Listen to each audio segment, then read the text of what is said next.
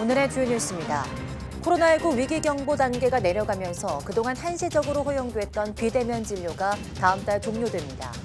정부는 비대면 진료를 지속하기 위해서 시범 사업을 하겠다고 밝혔는데 적용 대상 등이 구체적으로 정해지지 않아 혼선이 일고 있다는 지적도 나오고 있습니다. WHO가 코로나19에 이어서 엠폭스에 대한 국제적 공중보건 비상사태도 해제하기로 했습니다. 지난해 7월 비상사태가 내려진 지 10개월 만인데 그동안 엠폭스 확산을 통제하는 데 꾸준한 진전이 있었다고 평가했습니다. 후쿠시마 원전 오염수 시찰단 파견을 두고 시찰단의 활동 범위 등에 대한 한일 당국의 입장차가 좁혀지지 않고 있습니다. 양국은 오늘 서울에서 국장급 실무진 회의를 열고 구체적인 내용을 조율할 예정입니다. 최근 서울 성수동 일대에서 하루살이떼가 몰려들면서 일대 주민들이 불편을 호소하고 있습니다. 최근 해당 지역 상가에 밝은 조명이 늘어서 하루살이가 몰려든 것으로 보이는데 방역 작업 외 뾰족한 대책이 없어 당분간 불편이 계속될 것으로 보입니다. 지난달 발생한 강릉 산불의 피해 주민들이 비상대책위원회를 꾸리고 끊어진 전선을 산불의 원인으로 지목하면서 한국전력의 피해 보상을 요구하고 있습니다. 앞서 2019년 발생한 고성 산불의 한전과 이재민 간 손해배상 소송에서 1심 법원은 피해 감정액의 60%를 지급하라고 판결한 바 있습니다.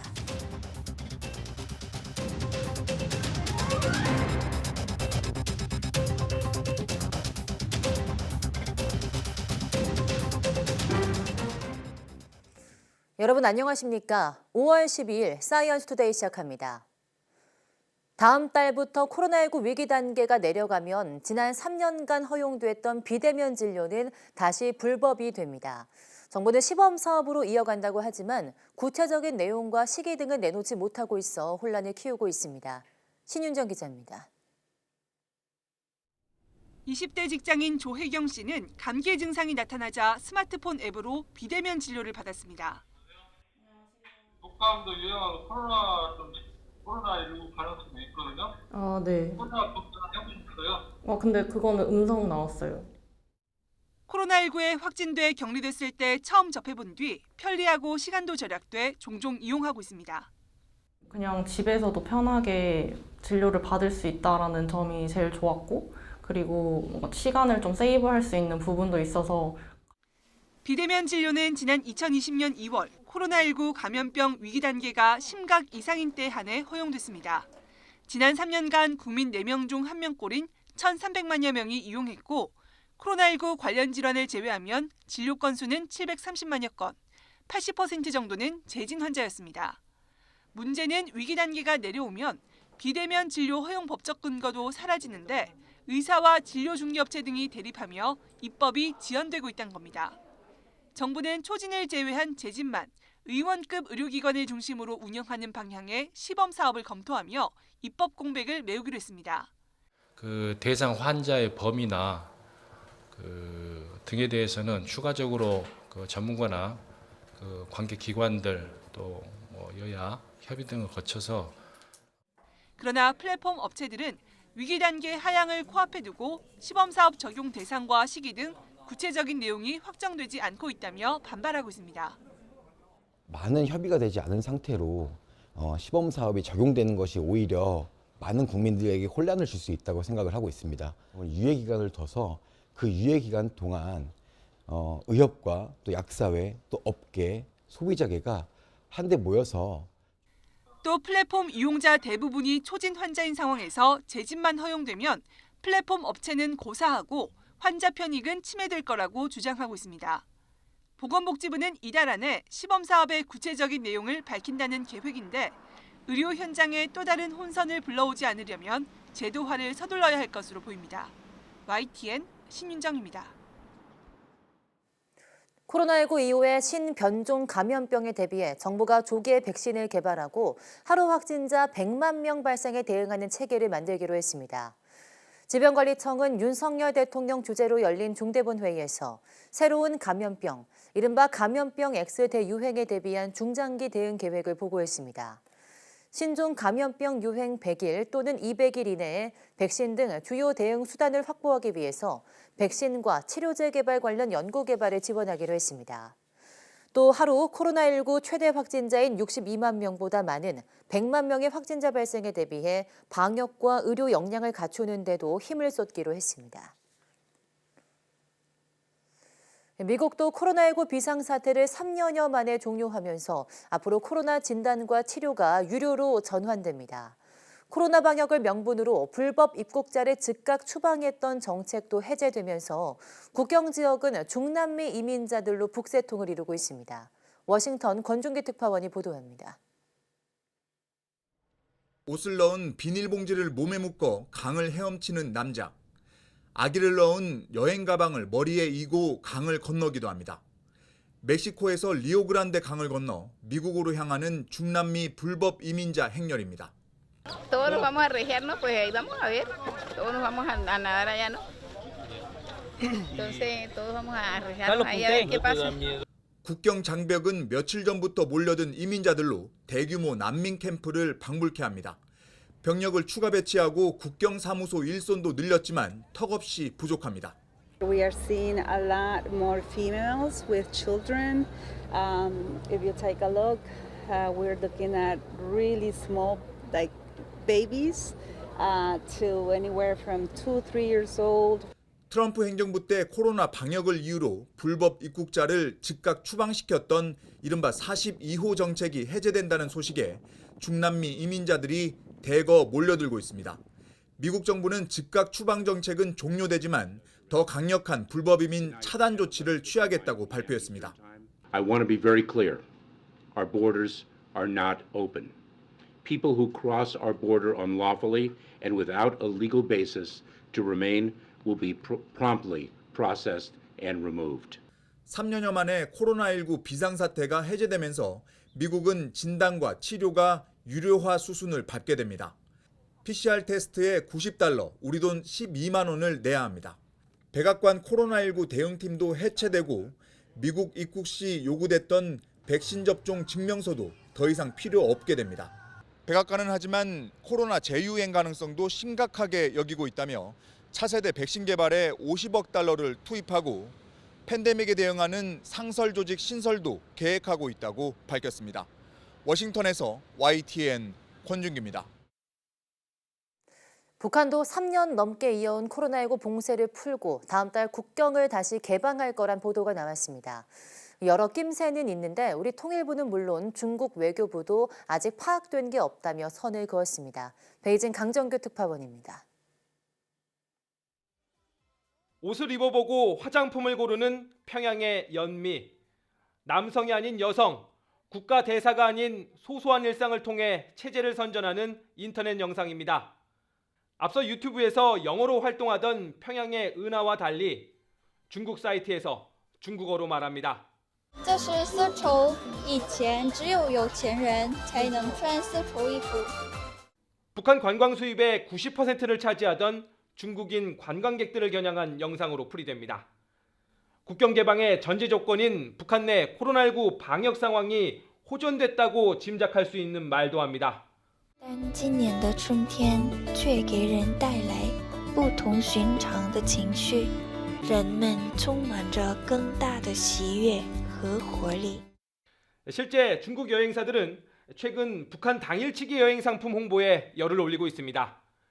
중국 단둥의 북한 수출 물류 창고에 화물차들이 집결하는 등 육로교역 재개 움직임도 나타납니다.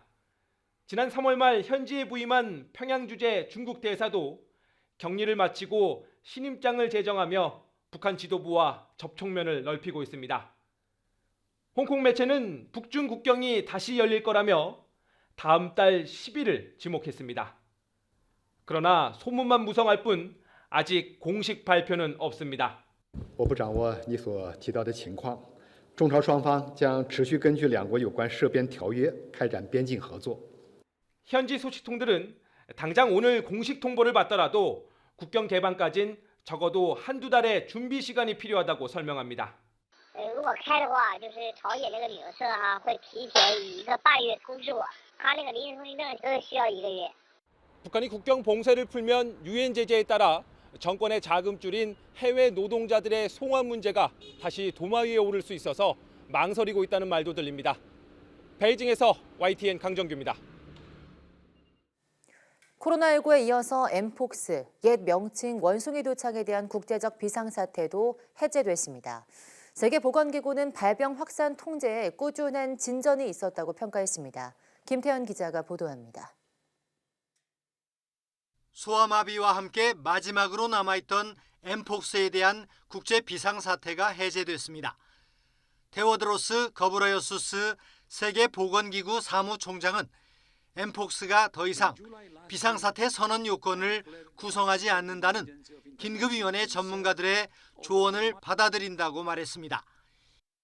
Yesterday, the Emergency Committee for Mpox met and recommended to me that the multi-country outbreak of Mpox no longer represents a public health emergency of international concern. I have accepted that advice. 이에 따라 지난해 7월 내려진 엠폭스 비상사태는 10개월 만에 해제됐습니다. 테오드로스 사무총장은 최근 3개월간 엠폭스 발병 건수는 직전 3개월 대비 거의 90% 감소했다며 엠폭스 확산을 통제하는 데 꾸준한 진전이 있었다고 평가했습니다. 하루 전 WHO는 전문가들로 구성된 긴급위원회를 소집해 비상사태 해제 여부를 논의했습니다. 코로나19 비상사태가 풀린 직후여서 관심이 고조됐습니다. 중서부 아프리카의 풍토병이었던 엠폭스는 지난해 5월부터 세계 각국으로 퍼졌습니다. 엠폭스는 동성 남성 간 성적 접촉 과정에서 매개되는 감염 사례가 대다수라는 특징 때문에 사회적 차별과 질병 대응력 저하 등의 문제까지 수반됩니다. 세계보건기구는 코로나19와 마찬가지로 엠폭스도 각국이 검사 역량을 유지하고 발병 추이를 주시해야 한다고 강조했습니다. YTN 김태현입니다. 국내에서 구제역이 2019년 이후 4년 만에 발생했습니다. 충북 청주에 있는 소 농장 4곳에서 구제역이 발생한 건데요. 최초 발생 농장 반경 3km 내 농장들입니다. 이성호 기자입니다. 방역 관계자들이 굴착기를 동원해 땅을 파내고 있습니다. 구제역 첫 발생 농장에서 사육 중인 한우 216마리를 매몰 처분하기 위해서입니다. 또 다른 구제역 발생 농장에서는 방역 관계자들이 외부인의 출입을 철저히 막고 있고 농장으로 들어가는 길목에서는 소독 차량이 쉴 새 없이 소독약을 뿌리고 있습니다. 구제역 양성 판정을 받은 농가입니다. 이곳은 구제역 첫 확진 판정을 받은 농가에서 2.1km 떨어진 곳에 위치해 있습니다. 국내에서 구제역이 4년 만에 발생했습니다. 충북 청주의 한우 농장 여러 곳이 구제역 확진 판정을 받았는데 모두 최초 발생 농장에서 3km 이내인 방역대 안에 있습니다. 충청북도는 긴급 방역팀을 현장에 급파해 방역대 안에 있는 농장 230여 곳에 대해 임상검사를 벌이고 있습니다. 이곳에서 기르고 있는 소와 돼지 등은 모두 4만여 마리. 지금 소 같은 경우는 한 95% 정도 나오고 있고 돼지 같은 경우 한 92% 정도 나오고 있어서 저희도 좀 당황스럽긴 합니다. 왜냐하면 항체 형성률이 꽤 높은데 이번에 발생이 됐기 때문에. 정부는 농장 사이의 수평 전파 차단을 위해 13일 자정까지 48시간 동안 전국 소, 돼지 농장과 도축장 등 축산 관련 시설 종사자와 차량에 대해 일시 이동 중지 명령을 발령했습니다. 또 청주시를 비롯해 천안과 보은 등 인접 7개 시군의 농장과 그 주변 도로에 대한 집중 소독도 함께 진행하고 있습니다. 문제는 그동안 사료 가격 폭등과 소비 부진으로 어려움을 겪고 있던 한우 농가가 구제역으로 한층 더 어려워졌다는 점입니다. 나갈 소가 안 나갑니다. 사료값 문제가 가장 큰 거죠. 더 계속 하루를 미겨야 되는 거고 그만큼 미기는 거에 대해서는 다 손해는 거지. 그렇지 않아도 빨리 팔아야 되는데 출하가 못 하니까. 방역 강화로 축산물 유통에 차질이 생겨 소고기와 돼지고기 가격이 일시적으로 오르는 것이 아니냐는 우려도 나오고 있습니다. YTN 이성호입니다. 최근 밤마다 서울 성수동 일대 하루살이떼가 몰려들어서 일대 주민과 상인들이 몸살을 앓고 있습니다. 최근 들어서 갑작스럽게 나타나기 시작한 건데요. 그 이유는 무엇인지 황보혜경 기자가 보도합니다. 불이 들어온 간판을 날개 달린 곤충 수십 마리가 뒤덮고 있습니다. 지나가는 시민들도 깜짝 놀라 위를 쳐다봅니다. 환한 가로등 주위로도 떼를 지어 날아다니는 곤충. 곤충의 정체는 동양 하루살입니다. 간판에 달린 조명 주변에 하루살이 자체들이 가득 붙어 있습니다. 최근 서울 성수동 일대에 하루살이 떼가 날아들며 일대 상인들은 몸살을 앓고 있습니다. 간판이 다 글자가 안 비일 정도로 다 막. 그리고 창문에 창이 이게 다 꽉 차요.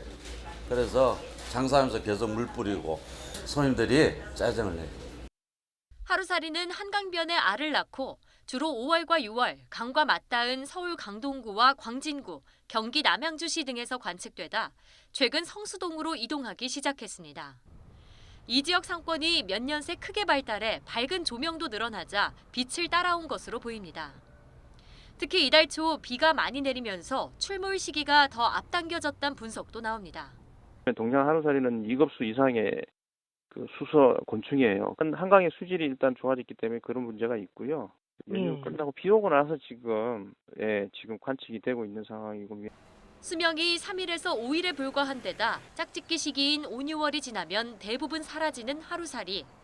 감염병을 옮기거나 사람을 물지도 않지만 날개를 폈을 때 길이가 4에서 5cm에 이르는 만큼 주민들은 혐오감을 호소합니다.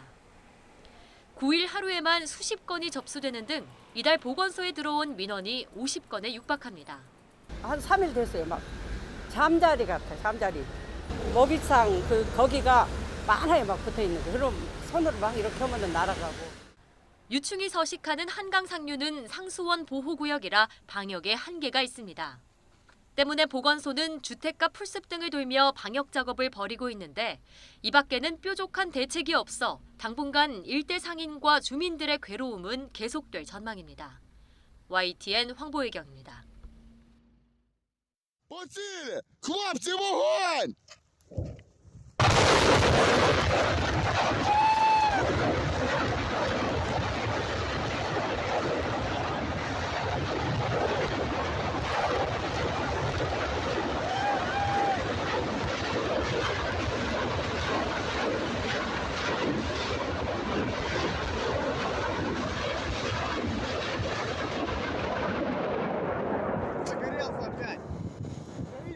Похватом с машины, быстро!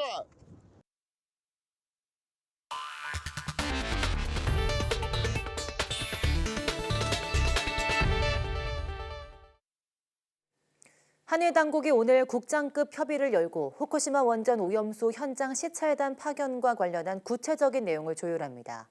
형식적인 시찰에 그칠지 IAEA 검증 이상의 성과를 거둘 수 있을지 관심이 쏠리고 있습니다. 조수연 기자입니다. 한일 양국이 지난 7일 정상회담 합의를 이행하기 위해 서울에서 후쿠시마 오염수 관련 국장급 협의를 개최합니다. 오는 23일과 24일 현장을 방문하는 한국 전문가 시찰단의 세부 일정을 조율하는 자리입니다. 외교부 윤현수 기후환경과학 외교국장과 일본 외무성 카이후 아츠시 군축 불확산 과학부장이 각각 수석 대표로 나서고 국조실과 원자력안전위원회, 해수부, 과기부 관계자들도 참석합니다. 정부 관련 부처와 산하기관의 전문가들이 오염수 처분 관련 시설과 설비 현장을 방문하여 직접 확인하고 필요한 전문적인 분석을 할 수 있는 기회가 만들어진 것입니다. 양측은 시찰단의 규모와 방문 시설, 활동 범위 등을 구체적으로 협의할 계획입니다. 외교부는 오염수 처리의 안전성을 검증하기 위해 필요한 모든 것을 일본 측에 요구할 계획이라며 실제 검증에 가까운 활동이라는 점을 강조했습니다. 오염수 정화 시설인 다핵종 제거 설비 시스템 가동 상황을 비롯해 오염수 처리 역량을 확인하는 데 주력할 것으로 보입니다. 하지만 일본은 한국 시찰단의 직접 조사에는 선을 그어 현장 활동 성격이 어떻게 정리될지가 쟁점으로 꼽힙니다. あくまで韓国側の理解を深めてもらうための対応ということでありまして、IAEA のレビューのように何か処理水の安全性について評価や確認を行うものではないと。 이와 함께 이미 진행 중인 국제원자력기구 IAEA 검증 이상의 정보 확인이 가능할지 주목됩니다. 일각에서 실효성 의문도 제기된 만큼 이번 협의를 통해 실질적인 조사 활동을 보장받을 수 있을지가 관건입니다. 현장 시찰 일정에만 이틀이 소요될 예정이어서 시찰단의 일본 체류 기간은 최소 3박 4일 이상이 될 것으로 전해졌습니다. YTN 조수연입니다. 정부가 디스플레이 산업의 국제 경쟁력 강화를 위해 핵심 패널 기술의 국가 첨단 전략 기술 지정을 추진합니다. 기획재정부는 방기선 제1차관 주재로 열린 신성장 전략 전담팀 5차 회의에서 이 같은 논의가 있었다고 밝혔습니다. 이번 회의에서는 디스플레이 산업 혁신과 세계 1위 탈환을 위해 정책 금융을 확대하고 핵심 패널 기술의 국가 첨단 전략 기술 지정을 추진하기로 했습니다. 트위터의 최고 경영자인 일론 머스크가 새로운 CEO를 찾았다면서 자신이 그 자리에서 물러날 뜻을 밝혔습니다. 머스크는 트위터에 글을 올려 트위터의 새로운 CEO를 고용해서 기쁘고 그녀는 6주 이내에 업무를 시작할 것이라고 말했습니다. 머스크는 앞으로 자신의 역할은 제품, 소프트웨어, 시스템 운영을 감독하는 이사회 의장과 최고 기술 책임자, CTO로 전환될 것이라고 설명했습니다. 로이터 통신은 이번 조치는 머스크가 트위터 경영 호전에 몰두하는 시간에 대해 테슬라 투자자들의 우려를 완화할 가능성이 크며 실제 이 소식이 알려지자 테슬라 주가는 2.4% 뛰었다고 전했습니다. 지난달 발생한 강릉 산불 피해 주민들이 비상대책위원회를 꾸리고 한국전력의 피해 보상을 요구하고 있습니다. 끊어진 전선이 산불의 유력한 원인으로 지목됐기 때문인데요. 비대위는 법적 대응까지 예고했지만 보상이 확정되기까지는 상당한 시일이 걸릴 것으로 보입니다. 송세혁 기자입니다. 지난달 11일 축구장 170배에 달하는 산림이 잿더미로 변하고 500명 가까운 이재민이 발생한 강릉 산불. 경찰은 높이 15m 소나무가 강풍에 부러지면서 전선을 덮쳤고 끊어진 전선에서 불꽃이 튀어 산불이 시작된 것으로 보고 있습니다. 경찰은 국립과학수사연구원 감식 결과가 나오는 대로 최종 수사 결과를 밝힐 예정입니다. 이런 가운데 산불 피해 주민 180여 명으로 구성된 비상대책위원회가 꾸려졌습니다. 비대위는 전선 주변 나무 관리를 제대로 하지 않은 과실이 있다며 한전의 피해 보상을 요구하고 있습니다. 한전을 상대로 손해배상 소송을 하기 위해 최근 법무법인과 상담도 진행했습니다. 나무 가지들이 전기줄에 닿아 있는데 지금까지 한 번도 작업을 하지도 않고 어떤 산 지주들에게 어떤 연락도 취하지 않았습니다. 이건 관리 소홀입니다. 이에 대해 한전은 사실관계를 파악 중이며 피해와 관련해 성실하게 응대할 계획이라고 밝혔습니다. 앞서 2019년 강풍에 전선이 끊어지면서 발생한 고성 산불의 경우 한전과 이재민 간 손해배상 소송 20여 건 가운데 첫 1심 선고가 지난달에야 나왔습니다. 1심 법원은 한전의 손해배상 책임을 피해 감정액의 60%로 제한해 87억 원을 지급하라고 판결했습니다. 다들 집과 직장을 같이 잃어서 매우 혼란스러운 상태입니다. 한전은 여기에 대해서 100% 보상을 해야 된다고 생각합니다. 강릉 산불도 소송전이 시작되면 치열한 공방 속에 재판만 수년이 걸릴 것으로 보여 보상이 확정되기까지 험로가 예상됩니다. YTN 송세혁입니다.